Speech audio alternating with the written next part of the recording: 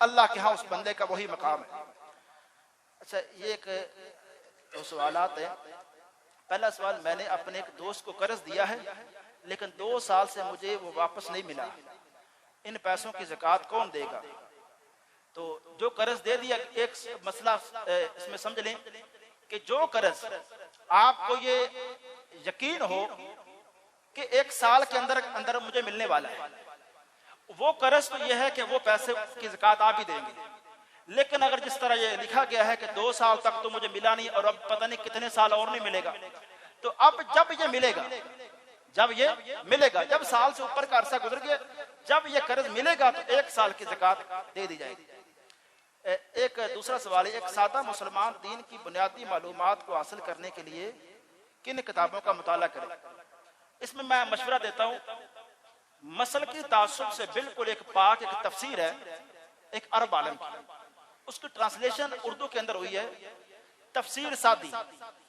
तफसीर सादी बड़ी मुख्तसर सी एक तफसीर, बंदे को कुरान 80% कुरान वो समझा देती है। उसमें किसी मसलक की जो हमारे जो बड़े सगीर में है ना, उसकी नुमाइंदगी नहीं। एक वो तफसीर अगर बंदा रख ले, और एक घर में बच्चों को हम खुद रियाजुस सालिहीन किताब अगर पढ़ लें, उसमें क्या अखलाकियात का एक आला मयार उसमें बताया गया है, वो एक किताब।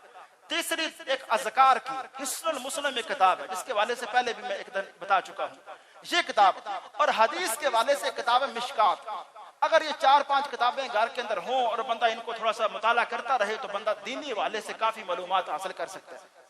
एक आखिरी सवाल यह है कि एक आदमी यूरोप में काम करता है, उसकी कमाई हराम की है, जबकि उसको पता भी है, वो बंदा अपनी कमाई से सदका प्लस ज़कात करना चाहता है, रहनुमाई फरमाएं।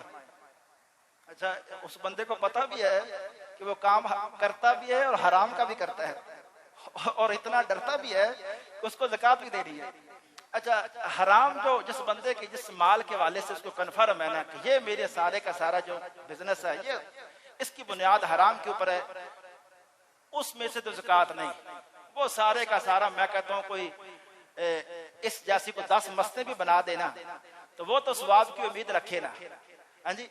तो दूसरा यह है कि मैं जिस भाई ने भी ये सवाल किया है, अगर तो मेरी बात को सुन रहे हैं, मैं अर्ज करूंगा कि मैं पॉजिटिव बात करूंगा कि मेरे भाई में इतना तो डर है, अल्लाह से इतना तो डरते हैं कि उसको ज़कात देने का डर है, तो मैं सिर्फ उसी अंदाज से बात करूंगा कि ज़कात तो अदा इसमें कोई नहीं, ज़कात से तो छुट्टी है, लेकिन एक रुपए जो जिंदगी में वो हराम का कमाएगा, खर्च करेगा अपनी औलाद के ऊपर, उसका उसको हिसाब देना होगा। अब ज़कात के मामले में ना डरे, इसका ना सोचे, ये सोचे कि इस मामले से जान कैसे छुड़ानी है।